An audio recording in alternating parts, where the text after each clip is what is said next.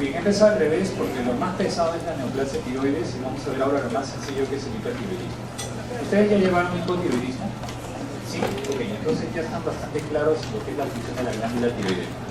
Muy bien, ¿cuál es la secuencia cuando ustedes evalúan una función de un órgano que tiene implicancia de hipófisis? No sé si la vez pasada lo habíamos mostrado.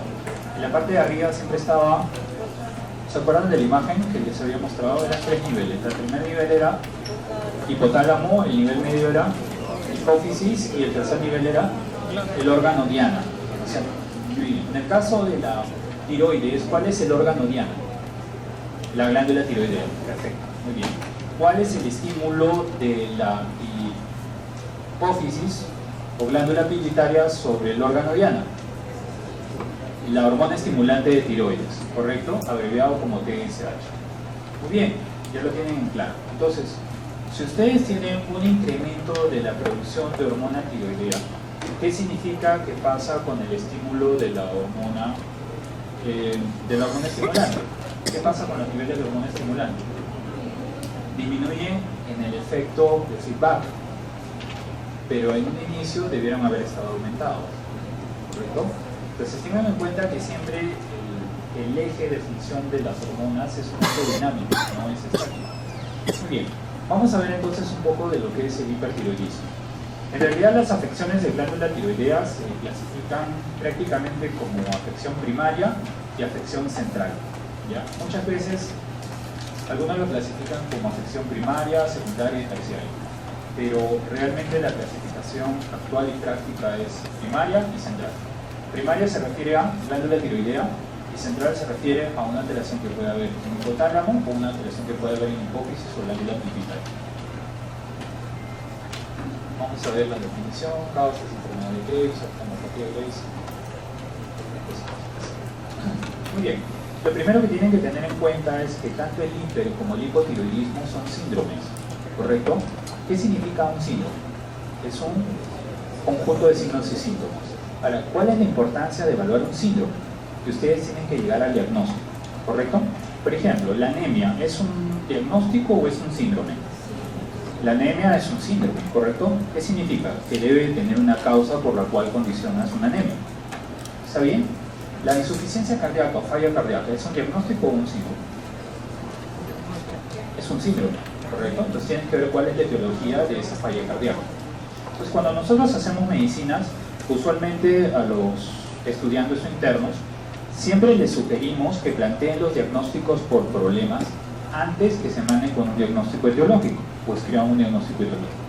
Si tú escribes hipertiroidismo como un problema, está perfecto. Todo el mundo debe entender que hay un exceso de producción de hormona tiroidea. Todavía no has visto cuál es la etiología, pero ya lo pusiste como un problema, ¿correcto? Si tú escribes un hipotiroidismo, está perfecto, porque todo el mundo te entiende que hay una deficiencia en los niveles de hormona tiroidea. Muy bien. Las causas pueden ser múltiples, desde un gozo difuso tóxico, un adenomal tóxico, la tiroiditis subaguda, la tiroiditis por radiaciones, la hachitoxicosis, la tiroiditis facticia, la enfermedad por tratamiento con yodo, que es la famosa enfermedad de Leopácedo, y las que son por tumoraciones de ovario o las molas. La más frecuente a la cabeza es la enfermedad de Graves-Base, ¿cierto? Y la enfermedad de Graves-Base, ¿qué tipo de enfermedad es? Es una enfermedad autoinmune. Muy bien. Entonces ahí, según nosotros podemos ver, les puse una lámina de un caso clínico nacional, porque es importante que ustedes vean no solamente los casos clínicos del Harrison y del Neppers, sino también vean hechos en Perú, made in Perú. Entonces, es una chica que en la ectoscopía ustedes que pueden ver, rápidamente pueden evaluar ese crecimiento de glándulas. Si ustedes no lo ven, tienen que ir al oculista. Es súper llamativo. ¿Qué más perciben en esta chica? ¿Qué más perciben? ¿El temblor? ¿Pueden ver el temblor? No. ¿Qué más perciben? La piel fina.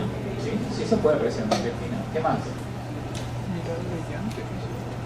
La sudoración. Muy bien. ¿Y qué otro síntoma asociado podría estar? ¿No? Un hipertiroidismo.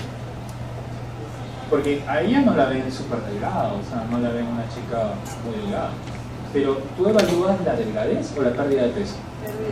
La pérdida de peso. Si una persona pesaba 100 kilos y ahora pesa 85 kilos y mide 1,60 m, ¿tú lo vas a seguir viendo obeso? Sí lo vas a seguir viendo obeso. Una persona que pesa 85 kilos y mide 1,60 m lo vas a ver obeso. Entonces tú puedes asumir en una evaluación clínica, no, si no está delgado, no está flaco, difícilmente va a ser un hipertiroidismo. ¿Eso es correcto? Eso es falso, por lo que tú tienes que evaluar qué cosa es. La evolución en el tiempo.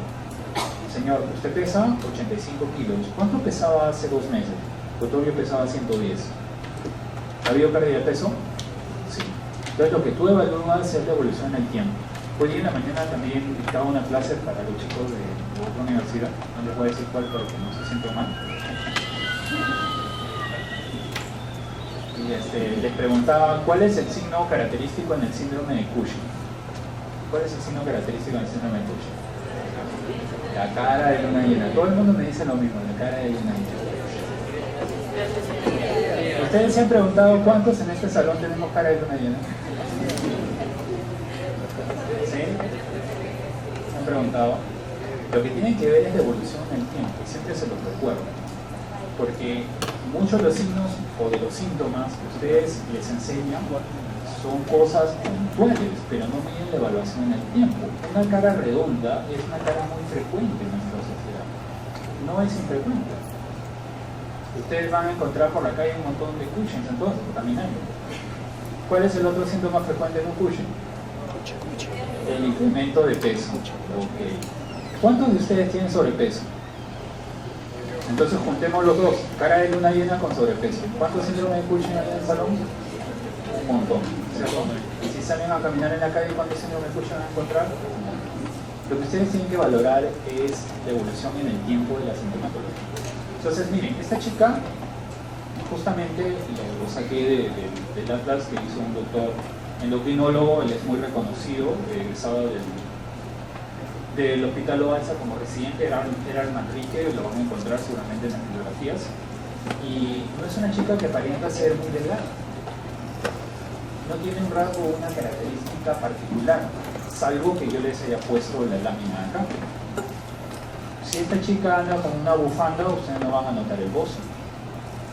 Pero obviamente, algunas de las características clínicas sí les va a generar el diagnóstico. Entonces, los síntomas, ¿cuáles van a ser? Los más frecuentes son la hiperactividad o el nerviosismo que presentan los pacientes, ¿no? Por eso nosotros evaluamos el tremor distal. ¿Cómo evaluamos el tremor distal? ¿Cómo es el signo clínico? ¿Están bailando? ¿Están haciendo el ACLG que está de moda hace como 20 años? Tienen que tender los brazos hiperextendidos, ¿cierto? Los dos brazos hiperextendidos. ¿Y qué es lo que tienen que valorar? El temblor en las extremidades, ¿correcto? Muy bien, entonces extienden sus brazos. ¿Cuál es la otra evaluación que le pedimos a la paciente? Doctora, no extendido, doctor, no extendido sus brazos. Tienen que tener los brazos hiperextendidos, tienen que cerrar los ojos, ¿correcto? Y abrir los dedos. Ahora la mayoría abre los ojos, no abre los dedos. Siempre sucede eso con los pacientes. ¿Por qué se le dice al paciente que cierre los ojos? Baje sus brazos. ¿Por qué se imagina? Para que no perciba lo que nosotros estamos evaluando. Porque nosotros podemos tener un cierto grado de ser hipocondriacos. O sea, le decimos a una persona, te está doliendo la cabeza, ¿verdad? ¿Y tú qué vas a decir? Sí, doctor, me está doliendo la cabeza. Usted ha perdido peso en los últimos meses, ¿verdad? Sí, doctor, yo he perdido peso en los últimos meses. Le está doliendo las rodillas, ¿verdad? Sí, doctor, me está doliendo las rodillas. Y nunca van a llegar al diagnóstico, porque ustedes están evaluando al paciente afirmando los signos o síntomas que están visualizando en un paciente con hipertiroidismo, por ejemplo. La hiperhidrosis, que le hemos visto en la paciente, la intolerancia al calor, ¿no? Entonces, está haciendo frío y son pacientes que están, pues, muy ligeros de ropa. La sensación de palpitaciones o incremento de la frecuencia cardíaca es otro síntoma que es muy frecuente. ¿Cuántos tienen un reloj de pulsera con minuteo? Levanten su mano. Nadie. ¿Cómo van a evaluar la frecuencia cardíaca en un paciente, digamos? ¿Ah? Con su celular, van a sacar su celular. Entonces ya saben, para la siguiente clase todo el mundo debe tener un reloj de pulsera, cómprense un reloj de mercado nomás que vale 10 soles, pero que tenga su minutero. Es la manera más práctica como ustedes van a evaluar la frecuencia cardíaca. ¿Cómo van a evaluar la frecuencia cardíaca de una persona? Y hablando de eso, ¿cuánta es la frecuencia normal cardíaca? No te escucho. 60-90, ¿correcto? ¿Cuáles son las funciones vitales de una persona? Frecuencia cardíaca, frecuencia respiratoria,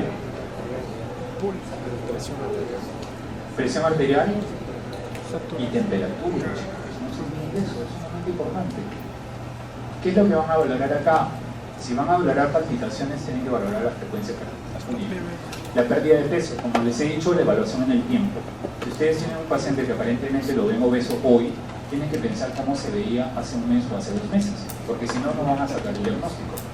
La taquicardia, la disnea, la debilidad y la polifagia. Muy bien, acá es importante valorar los síntomas de nerviosismo, porque el nerviosismo se puede interpretar bajo 2 formas. Se puede interpretar como la habilidad emocional, 1, y se puede interpretar como depresión también. ¿En qué género es más frecuente la enfermedad tiroidea? Femenino, pero de frente dice no mujer. Género femenino, ¿correcto? Muy bien. Entonces, ya le estoy paseando mucho al caballero de edad. Vamos a ver con nuestro delegado, ¿cierto? Si tú ves una chica, tu compañera al costado, que se deprime por todo y llora por todo, ¿qué piensas? Que es normal, porque es mujer. ¿Sí? ¿Eso piensas? No, no creo, ¿cierto? No vas a pensar en eso. Ya te van a apanar. Entonces, son 2 características que son muy frecuentes. Entonces, en el género femenino, si tú ves a una dama que está muy lábil emocionalmente, ¿qué quiere decir lábil emocionalmente? Oye, te cuento que el partido Perú-Brasil perdió Brasil. ¿Y se pone a llorar? ¿Por qué se va a poner a llorar? No tendría sentido. Tiene una labilidad emocional que no tiene explicación. ¿Cómo se explica la depresión? ¿Cómo ustedes evalúan depresión en una persona? Eso está muy bien. La depresión la evalúan por el tiempo de presentación. O sea, todos tienen derecho a estar deprimidos, ¿no? Tuvieron una pérdida familiar, los botaron del trabajo, se jalaron en endocrinología, qué sé yo. Todo el mundo tiene derecho a estar deprimido. Pero, ¿cuál es el problema en la depresión? El tiempo que dura. Nadie puede estar deprimido un mes, ¿no? Eso es patológico. Entonces, ante una evidencia de una depresión prolongada o una labilidad emocional en una mujer joven, ¿qué tienes que sospechar? Una enfermedad tiroidea, porque es frecuente, tanto hipo como hipertiroidismo. ¿Se lo dijeron en el hipotiroidismo? Si no se lo dijeron, yo se lo recuerdo ahorita. En ambos tienen que pensar en eso. Muy bien. Taquicardia, pocio, cambios en la piel, tremor, soplo tiroideo. En niños lo que se puede dar es una aceleración del crecimiento y una mayor edad ósea. La clase pasada habíamos visto de manera más importante la valoración del crecimiento y la edad ósea, ¿no? ¿Se acuerdan que era lo que valorábamos cuando teníamos una deficiencia de crecimiento? Valorábamos lo que era la edad ósea, valorábamos lo que era la velocidad de crecimiento, valorábamos lo que era la talla diana, ¿no es cierto? O talla promedio según los padres. En los estudios de laboratorio evidentemente tenemos que pedir el dosaje de hormonas tiroideas. Es importante en este caso también hacer un examen de ecografía de tiroides. Es importante el dosaje de anticuerpos antitiroideos, principalmente el anti-TPO. ¿Por qué? Porque esto nos va a dar la etiología del hipertiroidismo. Si bien es cierto, la causa más importante o etiológica del hipertiroidismo es la enfermedad de Graves, que es una enfermedad autoinmune sobre el receptor de hormona tiroidea. Otra causa importante de hipertiroidismo también son las tiroiditis de Hashimoto. ¿Por qué? Porque la tiroiditis de Hashimoto, a pesar de ser la principal causa del hipotiroidismo, empezó como un hipertiroidismo.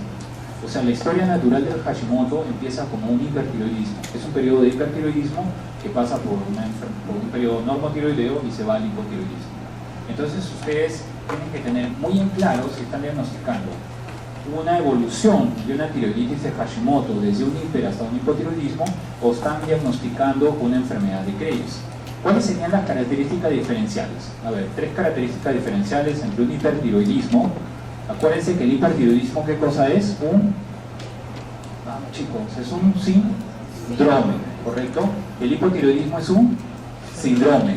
La anemia es un síndrome. La falla cardíaca es un síndrome. ¿Qué es lo que tienen que evaluar ustedes? La causa etiológica. Muy bien. ¿Cómo diferencian entonces un hipertiroidismo por una enfermedad de Graves de una tiroiditis de Hashimoto o una tiroiditis autoinmune? ¿Cuál sería la primera diferencia que encuentran ustedes? La primera diferencia podría ser el bocio. El bocio es frecuente en la enfermedad de Graves. Es casi característico en una enfermedad de Graves. La segunda diferencia, el tiempo de evolución.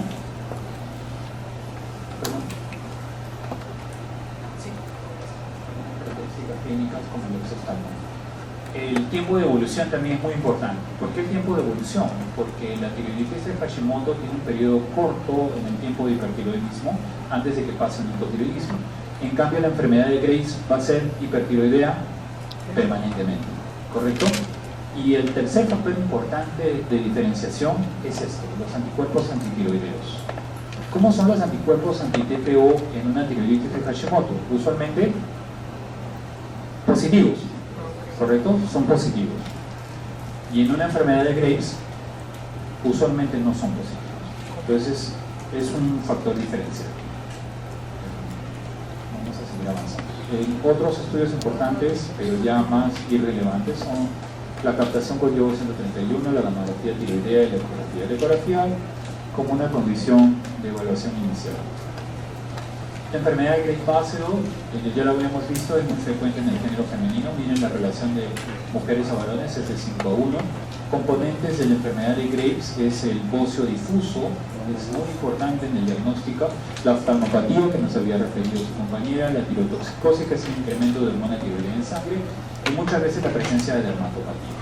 Este grafiquito, por ejemplo, lo saqué del libro de Patricia Molina, por eso le digo que es un librito muy didáctico. Los esquemas son muy fáciles de entender, ¿no? Entonces, en este esquema podemos ver que la alteración está a nivel del receptor, en el caso de la enfermedad de Graves, y esto va a condicionar evidentemente una disminución de la producción de hormona tiroidea, con lo cual puede haber un estímulo de retroalimentación negativa sobre la grandes hipófisis para aumentar los niveles de TSH.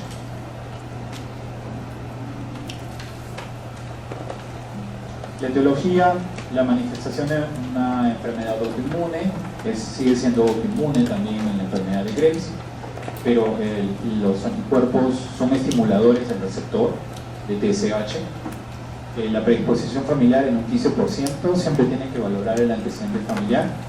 Los portadores de anticuerpos podrían ser en un 50%, pero en realidad el anti-TPO es más bajo en comparación con lo que es el diagnóstico de una tiroiditis de Hashimoto, y la edad de presentación son en personas jóvenes. Ahora estamos hablando de hipertiroidismo. Entonces regresamos al ejemplo. Si nosotros queremos hacer un screening de hipertiroidismo y van a escoger la Universidad San Martín y van a escoger un asilo de ancianos, ¿cuál tomarían de referencia? La Universidad de San Martín. ¿Por qué? Primero por el género. ¿Cuántos varones hay en este salón? Levanten la mano. Más o menos el 20%, ¿no? O sea, este es un aula básicamente femenina, ¿correcto? Tienen que aceptarlo, chicos. Okay. ¿Y el pico de edad está en la Universidad San Martín? Sí, entre 20 y 40 años. Entonces tienen dos condiciones para hacer su screening. ¿Cuál es la primera condición? Género, y segundo, edad. Entonces es importante cuando ustedes vayan a evaluar a un paciente o vayan a hacer un screening, considerar la epidemiología. Ustedes no van a hacer una prueba o van a ofrecer pruebas de embarazo gratis en el Canevaro, ¿no? ¿Tiene algún sentido de que ustedes digan campaña de salud, vamos a ofrecer descarte de embarazo en el asilo Canevaro? ¿Tiene algún sentido? Es absurdo, ¿no es cierto? De la misma manera, es absurdo cuando ustedes hacen un screening sobre una población que no tiene factor de riesgo o el factor de riesgo es mínimo. Ustedes tienen que buscar poblaciones de riesgo para hacer sus screenings. Eso es sumamente importante, chicos, por favor, traten de que eso no se les olvide. Las condiciones, entonces, siempre va a haber una condición predisponente genética. Los precipitantes pueden ser una gestación, están las tiroiditis por gestación, el uso de litio, el retiro brusco del tratamiento con esteroides en el caso de los pacientes, por ejemplo, que están en tratamiento con anticonceptivos, el exceso de yodo, que puede ser el síndrome del desbácedo, el estrés, el hecho de que tengan que hacer muchas cosas puede ser un factor desencadenante para la enfermedad de Graves o el hecho de una infección con un virus. El cuadro clínico básicamente lo habíamos visto al describir lo que era un hipertiroidismo, pero vale la pena acá hablar de eczema localizado y de la oftalmopatía, ¿no? La oftalmopatía se presenta clínicamente en lo que es de 10 a 25%, manifestaciones oculares que pueden haber entre 30 y 45%. Ahora, quiero hacer un alto también en la parte de oftalmopatía. ¿Cuál es la primera evaluación que hacemos sobre una oftalmopatía? Es decir, ¿cómo valoras que tu paciente tiene una probable oftalmopatía? ¿Que le ves los ojos saltones? ¿Sí? Ese es un error muy frecuente. La primera evaluación para poder tener un diagnóstico de oftalmopatía es que no pueda cerrar los párpados. Cuando tú ves un paciente, ya todas las chicas están haciendo el ensayo a ver si pueden cerrar sus párpados, y han visto que no tienen hipertiroidismo y no tienen oftalmopatía, porque pueden cerrar sus párpados. Si tienen dificultad para cerrar sus párpados, es un signo que te orienta a que este paciente está haciendo una oftalmopatía. ¿Ok? Entonces, no por el hecho de que tú le veas a tu amiga, a tu novia, los ojos medio saltones, vas a pensar que tiene una oftalmopatía de Graves y le vas a mandar a hacer un examen de tiroides. Tienes que tener signos clínicos que son evidentes y que te pueden estar sugiriendo eso. Muy bien, las características entonces son, puede ser una muy sencilla, la cual no presenta signos o síntomas, puede haber una proptosis, un edema de tejido blando, los síntomas de retracción palpebral, miren que ya aparece en la clasificación o en la clase 1, la retracción palpebral, ¿no? El hecho de que tenga dificultad para cerrar los ojos, ¿okay? Para juntar los párpados. Y en modo más extremo, la disfunción de los músculos extraoculares o la alteración del segundo párpado. ¿Qué les parece? Siempre una imagen vale más que 1000 palabras, ¿no? Ahí está bastante claro que va a haber una dificultad para que esta persona pueda juntar los párpados, ¿correcto? ¿Sí?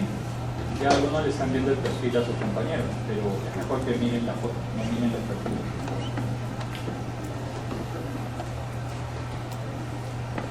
También Producto Nacional. Tratamiento de la oftalmopatía. Ustedes siempre ven imágenes pues, del NET, ven imágenes del Harrison, ¿no? Ven imágenes iguales. Lo primero en oftalmopatía es esperar y ver. ¿Qué quiere decir eso? Que el tratamiento de la oftalmopatía no necesariamente va a remitir con el tratamiento del hipertiroidismo. Entonces, si nosotros tratamos el hipertiroidismo, no necesariamente estamos tratando la oftalmopatía. ¿Ok? Entonces, tenemos la expectativa de que ese tratamiento puede frenar el efecto que tiene ese exceso de hormona tiroidea sobre el diagnóstico de oftalmopatía. Lo primero por eso es evaluar clínicamente, a ver cómo va el paciente. Lo segundo, uno de los principales profilácticos es después del tratamiento con yodo 131, pueden ser el tratamiento con corticoides, dosis bajas de prednisona. En los casos más severos, la radiación o las cirugías en las cuales tienes que hacer partición de la fosa oftálmica. ¿Cómo se llama ese proceso? El mixedema localizado puede estar asociado en un 4% de los pacientes con enfermedad de Graves. Vamos a ver, esto lo leen, pero vamos a ver un poco las características. La acropaquia es la presentación de la deformidad distal de los dedos y a nivel unguial, en nuestra figura.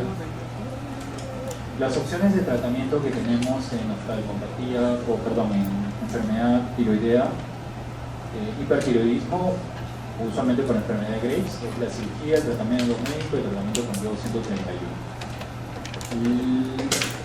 Lo objetivo en la actualidad es el tratamiento con yodo 131. ¿Ya?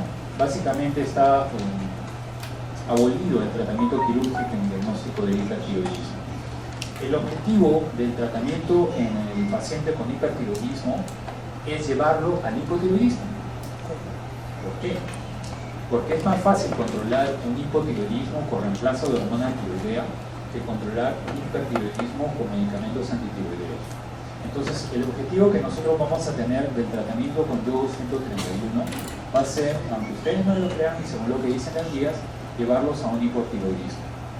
¿Qué es lo que vamos a usar? Un tratamiento se recomienda en las guías con 15 milicuries de yodo 131 para tratar de llevar o asegurarnos que este paciente pasa a un estadio de hipertiroidismo, un estadio de hipotiroidismo. Y es, como les vuelvo a repetir, más sencillo el reemplazo con hormona tiroidea en un paciente hipotiroideo que el tratamiento o las complicaciones que pueden devenir de un hipertiroidismo en un paciente con enfermedad de Graves. Ahora, ¿cuál era el grupo? Recordemos la epidemiología. ¿Cuál era el grupo etario frecuente en la enfermedad de Graves?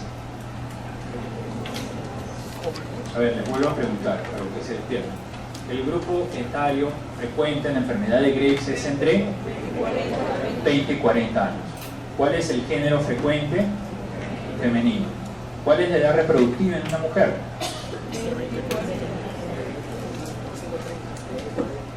Entonces, si ustedes van a tener de paciente una mujer en edad reproductiva, justamente la edad reproductiva, ¿con qué va a coincidir? Con el grupo etario y con el género de hipertiroidismo. Entonces, su primera preocupación en una mujer en edad fértil es: doctor, ¿voy a poder gestar? Es la primera preocupación y con lógica, ¿correcto? El hipertiroidismo es más difícil de controlar en una gestante y es más difícil que una mujer pueda gestar con hipertiroidismo que con hipotiroidismo. En el hipotiroidismo tú lo controlas con el reemplazo de hormona tiroidea. Según el requerimiento le vas a dar la dosis necesaria. En otras palabras, ¿una mujer con hipotiroidismo puede llevar su gestación normal? Sí, no hay ningún problema. Y estoy seguro de que muchos de ustedes conocen chicas o han tenido algún familiar que ha tenido hipotiroidismo y ha llevado su gestación con tratamiento de levotiroxina o reemplazo de hormona tiroidea. ¿Sí? Entonces se dan cuenta de lo importante que es evaluar la epidemiología en el diagnóstico y tratamiento de los pacientes. Miren cómo hemos ido desde poquito hasta ya evaluar cómo es una gestación en una enfermedad de Graves o un hipertiroidismo. Muy bien, el tratamiento entonces, inicialmente debemos de tratar al paciente con antitiroideos. El de elección o el que tenemos nosotros acá es el metimazol o el tiamazol, que también está en nuestro mercado. ¿Por qué? Porque si nosotros damos yodo en un paciente hipertiroideo, corremos el riesgo de unas causas de exacerbación del hipertiroidismo, que es la enfermedad de Jod Bassett. Entonces, lo usual es que llevemos a niveles normales o niveles bajos de hormona tiroidea para recién pensar en el tratamiento con yodo 131. Los beta-bloqueadores nos ayudan también disminuyendo la conversión periférica de hormona tiroidea y nos ayudan también mejorando los síntomas que puede tener una paciente con hipertiroidismo, como son el incremento de frecuencia cardíaca o las palpitaciones. ¿Okay? Entonces, lo que les había mencionado, la recomendación de nosotros usamos siempre las recomendaciones de las guías americanas o europeas. Esta es la Asociación Americana de Clínicos Endocrinólogos y esta es la Asociación de Tiroides Americana. Nos recomiendan, o la dosis recomendada en el tratamiento con yodo 131 en pacientes con enfermedad de Graves es de 15 milicuries. Esa es la dosis. Las contraindicaciones. La contraindicación absoluta del tratamiento con yodo 131 es gestación. Entonces, ¿cuál es el grupo etario en hipertiroidismo por enfermedad de Graves? De 20 a 40. Género: mujeres en edad fértil. ¿Qué es lo que tú tienes que hacer antes de dar tratamiento con yodo 131? La principal contraindicación es embarazo. Entonces, ¿qué es lo primero que debes de hacer para darle tratamiento a tu paciente con enfermedad de Graves? Doctora, ¿qué es lo primero que tiene que hacer?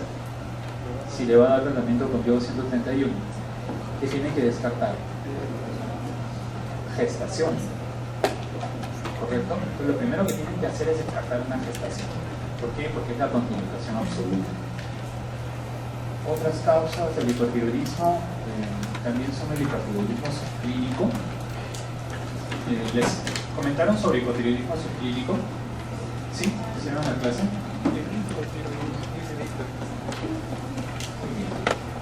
Entonces, las entidades subclínicas clínicas son entidades en las cuales tenemos una alteración del TSH, pero con valores de hormona tiroidea normal.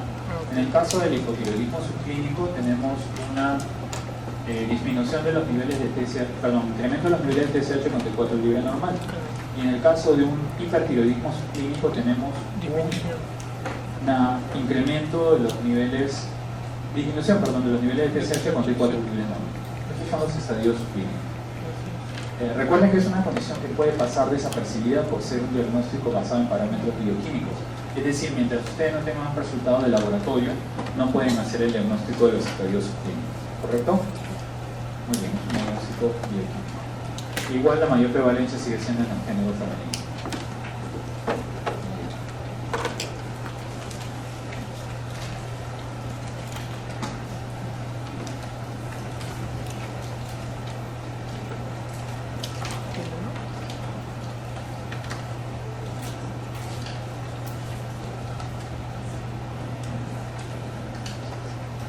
Estas son algunas de las características.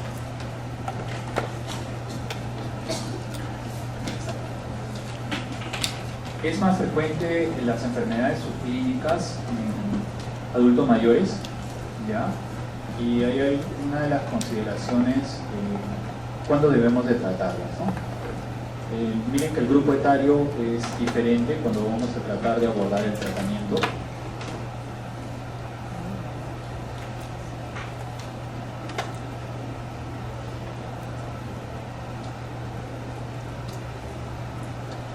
Esta es otra de las causas frecuentes de hipertiroidismo, ¿no? Los adenomas tóxicos. Hay un artículo que lo dejé en el archivo que ustedes tienen, que van a revisar, sobre hipotiroidismo subclínico. ¿No? ¿Tienen internet algunos en su celular? ¿Sí? A ver, busquen hipotiroidismo subclínico. Hipotiroidismo subclínico, lo googlean nada más. Hipotiroidismo subclínico, estimación, así colocan un poquito, estimación de su frecuencia en obesidad y síndrome metabólico. Hipotiroidismo subclínico, estimación de su frecuencia en obesidad y síndrome metabólico. ¿Lo encontraron?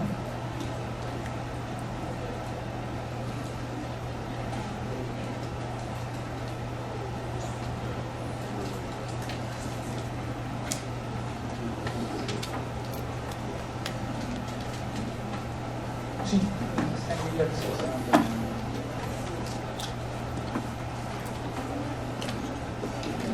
Ese artículo también está en el archivo que ustedes tienen, ¿ya? Si no está en el archivo de este año, debe estar en el archivo del año pasado, porque yo lo he subido. ¿Lo lograste bajar? Ok. Es un artículo bastante sencillo, pero fue dirigido para médicos generales o personal de salud. Entonces ahí hago una breve descripción en la parte introductoria sobre lo que es el hipotiroidismo subclínico, para que lo puedan revisar. Es muy sencillo para que ustedes lo tengan como parte de su biografía. Muy bien, seguimos avanzando. Entonces, el adenoma tóxico, ven la hipercaptación en esta gamografía, ¿sí? Usualmente se presenta como un nódulo solitario hiperfuncionante. Los grupos etarios de presentación también son jóvenes, entre 20 y 40 años. Es un crecimiento lento. Las manifestaciones de hipertiroidismo son menos severas que una enfermedad de Graves, pero a veces clínicamente no lo podemos diferenciar, ¿no? En la evaluación clínica a veces es muy parecido el diagnóstico de un hipertiroidismo. Tienen que tener mucho cuidado.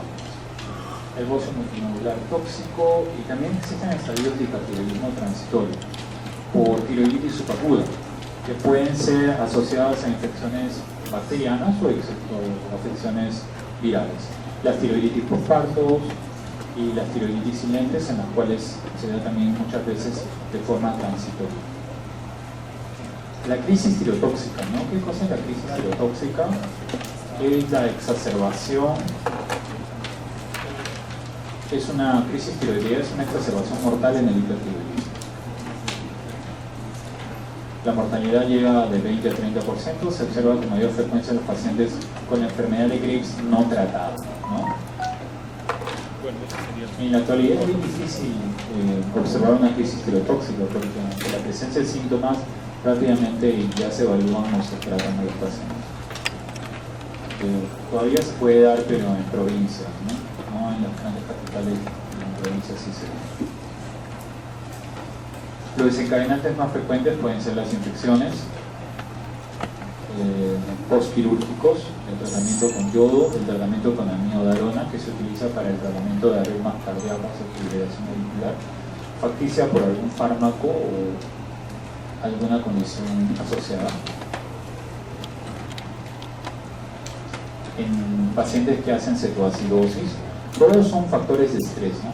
Las toxemias en las gestaciones, en la falla cardíaca, los estadios de parto, que es una situación de estrés evidentemente, en los desórdenes cerebrovasculares, creo que hay en los eventos coronarios y en los traumatismos. Muy bien. La palpación es obviamente palpación o examen de una glándula o un bozo, ¿no? Que es un paciente con enfermedad de Graves y vamos a estimular la hiperproducción de hormona tiroidea. A eso se refiere palpación. En el diagnóstico creo que es más sencillo que les muestre el score. Este es el famoso score de Burch y Wartowski, que es lo que nos va a dar una idea de la presentación de la crisis tirotóxica, ¿no?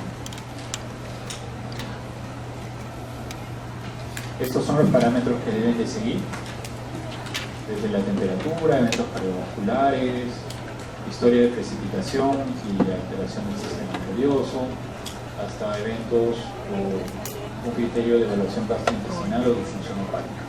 Esto nos va a llevar a evaluar el score y eso nos va a dar la idea de que nosotros estamos ante una crisis tirotóxica.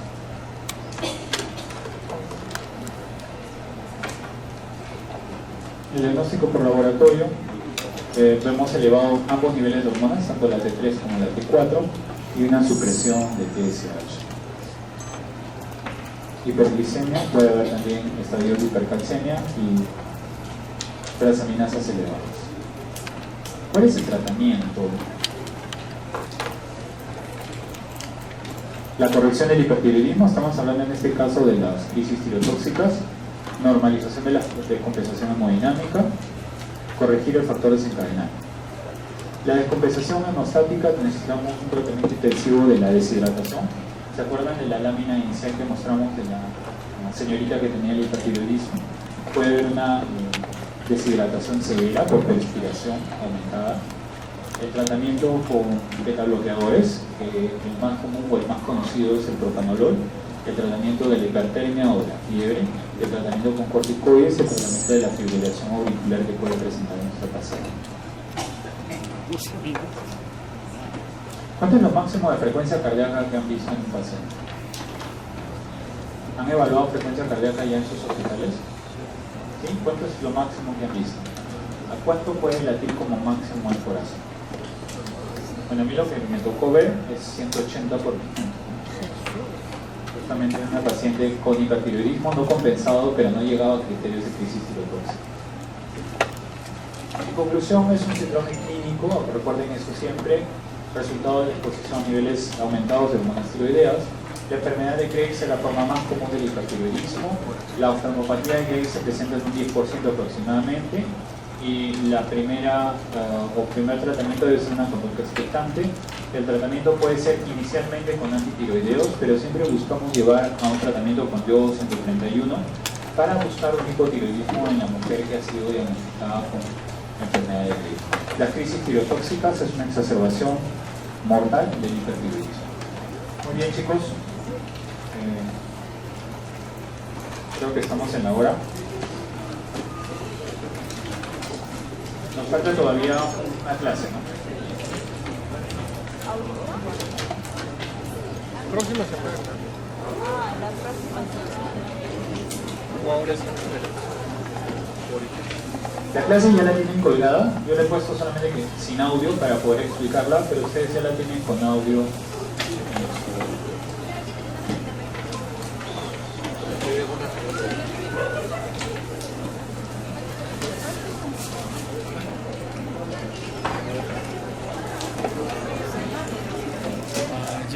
viviendo ya.